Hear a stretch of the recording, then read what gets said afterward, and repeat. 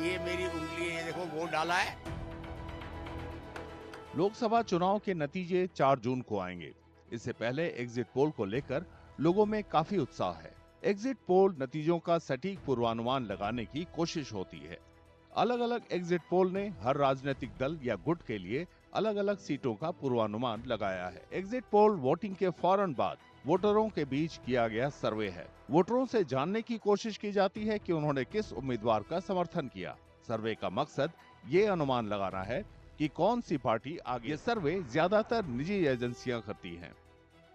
When the voter comes out of the polling station, he or she is asked several questions regarding their political preference, political choice, and also about their voting.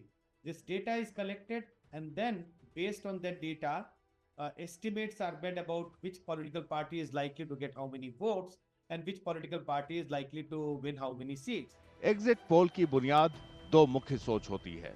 पहला कि voter की याददाश्त ताजा है और दूसरा कि polling booth से बाहर निकलने के तुरंत बाद पूछने पर उनके सही बोलने की संभावना सबसे ज्यादा। या तो ऑनलाइन होते हैं या निजी तौर पर किए जाते हैं। सर्वे के लिए अलग अलग एजेंसियां अलग अलग सैंपल साइज और तरीकों का इस्तेमाल करती हैं। हाल के सालों में सैंपल साइज बड़ा किया गया है। इससे सैंपल में ज्यादा वोटरों की नुमाइंदगी जैसे विशाल देश में सटीक अनुमान लगाने के लिए ये जरूरी है। Not every voter is asked the question. A sample of some voter, like in a polling station, if suppose there are 1,000 voters, so normally the target is ask say every 10th voter or ask every 12th voter. So you get a sample of 50, 60 or 100 voter at different polling station. So it is the data is collected from a sample of voters, and based on that, an extrapolation is done about their political opinion.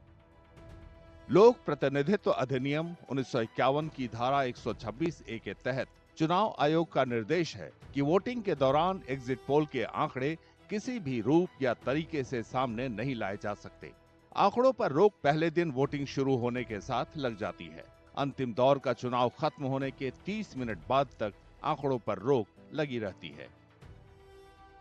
इस नियम का मकसद exit poll के जरिए वोटरों पर असर डालने से रोकना है।